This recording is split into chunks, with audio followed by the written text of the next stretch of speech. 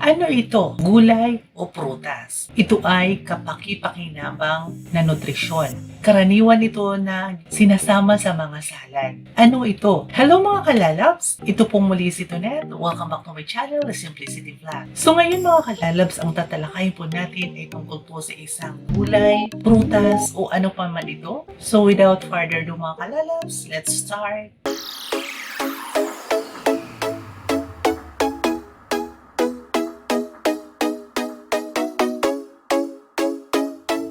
Ang tatalakayin po natin ngayon mga kalalabs ay tungkol po sa isang gulay o sinasabi nilang prutas na hindi alam mo ano ba talaga siya. So, ang tatalakayin po natin ngayon mga kalalabs ay tungkol po sa isang cucumber or pipino.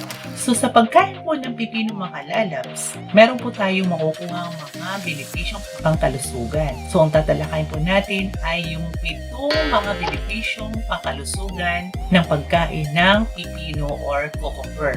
Bagaman karaniwang iniisip na isang gulay ang pipino, ay talagang isa naman siyang prutas. Mataas ito sa mga kapaki-pakinabang na nutrisyon. Pati na rin ang ilang mga compound ng halaman at mga antioxidant ay maaari makatulong sa paggamot at kahit na maiwasan ang ilang mga kondisyon. Gayon din, ang mga pipino ay mababa sa calories na naglalaman ng maraming tubig at natutunaw na mga hibla na ginagawang perpekto para sa mga pagtaguyod ng hydration at pagtulong sa pagbawas ng timbang. Ang artikulong ito ay masusing pagtingin sa ilan sa mga nangungunang mga benepisyo sa kalusugan ng pagkain ng pipino. Number 1, mataas ito sa nutrisyon. Ang pipino ay mababa sa calories, ngunit mataas sa maraming mahalagang bitamina at minerals. Ang isang 11 ounce or 300 grams hilaw na pipino ay naglalaman ng mga sumusunod. Calories niya is 45, kabuang taba ay 0, carbs 11 grams, protina 2 grams, fiber 2 grams, vitamina C 14% ng RDI o recommended dietary intake, vitamina K 62% ng RDI, magnesium 10% ng RDI, potassium 13% ng RDI at manganese 12% ng RDI. Bagaman ang karaniwang laki ng paghahatid ay halos 1/4 ng isang pipino, kaya ang pagkain ng isang karaniwang bahagi ay magbibigay ng tungkol sa 1/4 ng mga nutrisyon sa itaas. Bilang karagdagan, ang mga pipino ay may mataas na nilalaman ng tubig. Sa katunayan, ang pipino ay binubuo ng halos 96% ng tubig upang mapakinabangan ang nilalaman ng kanilang pagkain na kapag papalusog, ang pagbabalat sa kanila ay nababawasan ang dami ng hibla, pati na rin ang ilang mga bitamina at mineral. Pangalawa, naglalaman ng antioxidant. Ang mga antioxidant ay mga molekula na umahadlang ng oksihenasyon, ang isang reaksyon kimikal na bumuo ng lubos na nareaktibong mga atomo na may mga walang pares na elektron na kilala bilang mga free radical. Ang akumulasyon ng mga nakakapinsalang libreng radical na ito ay maaaring humantong sa maraming uri ng mahalagang sakit. Sa katunayan, ang stress ng oxidative na dulot ng mga free radical ay naiuugnay sa cancer at puso, baga at autoimmune disease. Ang mga prutas at gulay kabilang ang mga pipino ay lalong mayaman sa mga kapaki-pakinabang na antioxidant na maaaring mabawasan ang panganib sa mga kondisyong ito.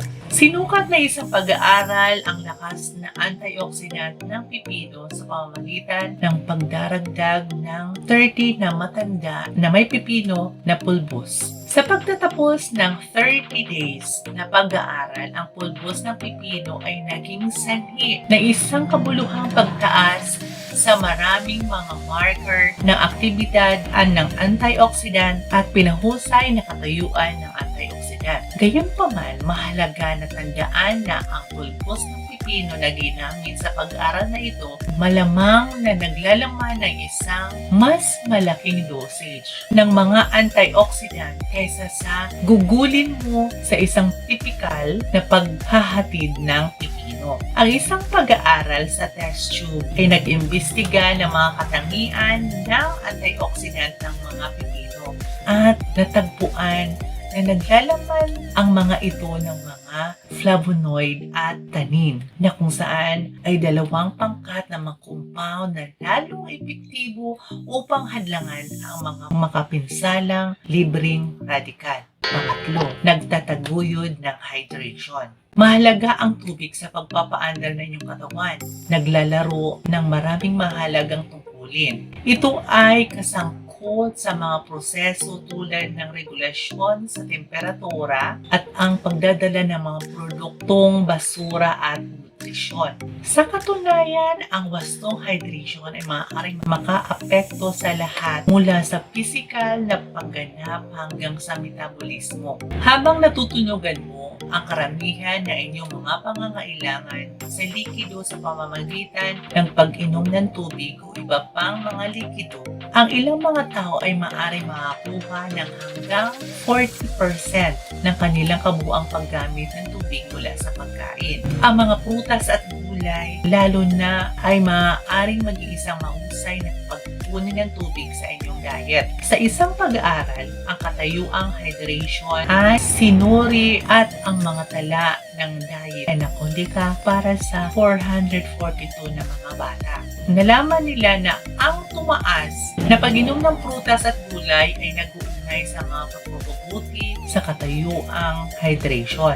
Dahil ang pipino ay binubuo ng tungkol sa 96% na tubig, ang mga ito ay lalong epektibo sa pagtataguyod ng hydration at makakatulong sa iyo na matunugan ang inyong pang-araw na pangangailangan sa likido. Number 4, maaaring ito tulungan sa pagbaba ng timbang. Ang mga pipino ay maaaring makatulong sa inyo na mawalan ng timbang sa ilang iba't ibang mga paraan. Una sa lahat, mababa ang mga ito sa calories. Ang bawat isang tasa or 104 grams na naghahatid ay naglalaman lamang ng 16 calories, habang isang buong 11 ounce or 300 grams na pipino ay naglalaman lamang ng 45 calories. Nangangahulugan ito na maaari kang kumain ng maraming mga pipino nang hindi nakakapak sa sobrang calories, nang humahantong sa pagtaas ng timbang. Ang mga pipino ay maaaring magdagdag ng kasariwaan at lasa sa mga salad, sandwich, at mga pinggan,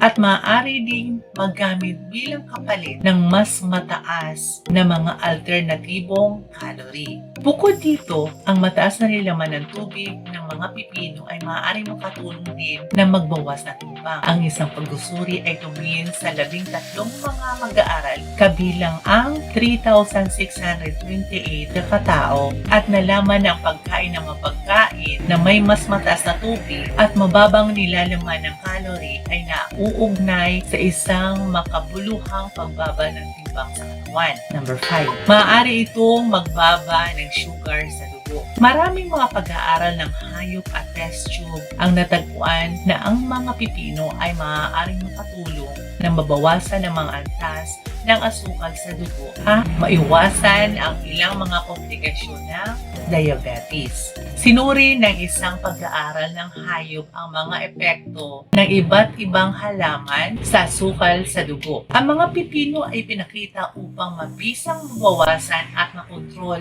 ang mga antas ng asukal sa dugo. Ang isa pang pag-aaral ng hayop sa sapilitang diabetes sa mga daga at pagkatapos ay suplemento sa kanilang cucumber peel extract. Ang balat ng pipino ay binaliktad ang karamihan sa mga pagbabago na nauugnay sa diabetes at naging sanhi ng pagbaba ng asukal sa dugo. Bilang karagdagan, natagpuan ng isang pag-aaral sa test tube na ang mga pipino ay maaaring maging epekto sa pagbawas ng stress ng oxidative at mag-iwas sa mga komplikasyon na nauugnay sa diabetes. Gayunpaman, ang kasalukuyang katibayan na limitado sa test tube at mga pag-aaral ng hayop. Ang karagdagang pananaliksik ay kailangan upang matukoy kung paano maaaring makaapekto ang pipino sa sukal sa dugo sa mga tao.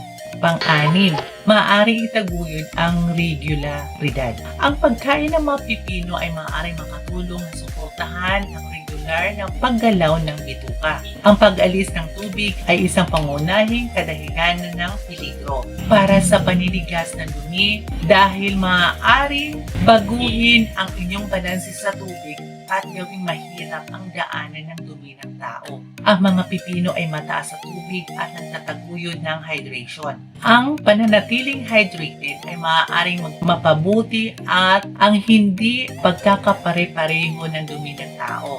Maiwasan ang pagkadumi at makakatulong na mapanatili ang pagiging regular ng pagdudumi. Bukod dito, ang mga pipino ay naglalaman ng hibla na makakatulong na makontrol ang paggalaw ng bituka.